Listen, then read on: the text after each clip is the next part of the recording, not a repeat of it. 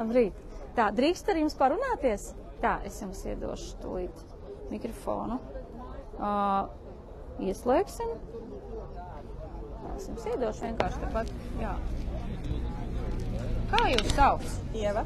Ieva, ļoti patīkam. No kurienes jūs atbraucāt? No Ropažiem. No Ropažiem. No Ropažiem. Un jūs atbraucāt tāpēc, ka jūs mudināja Tautas kanāls vai kaut kā, kur jūs uzzinājāt par to, ka visi mēs kopā šobrīd cīnāmies Facebookā, jā, ka mēs cīnāmies pret Stambulas konvenciju. Jums šī lieta ir ļoti tuva, jā. Tā cīņa. Jā. Dēļ bērniem. Dēļ bērniem, jā. Man pašai ir 4 bērni, un es esmu svētdienas skolas skolotāja jau 17 gadus apmēram. Visu cieņu. Jā.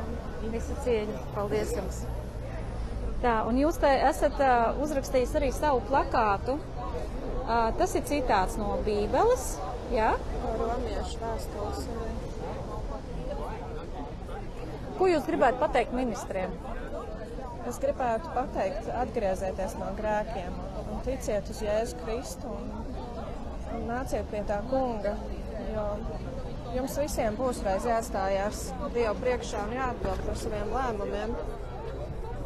Un tas, ko jūs pieņemat šodien, tas izmainīs visas nākamās paaudzes, ietekmēs mūsu bērnus, un mēs to varam redzēt citās Eiropas valstīs, kur brauc, piemēram, Zviedrijā, kur uz visiem stūriem ir šie te ideoloģijas plakāti, un kur, diemžēl, jau bērni, puiši jauni pārģērbas par meitenēm, un tas ir ļoti skumji, jo šie cilvēki, viņi nodara pāri paši sev, viņi paši sev nodara pāri.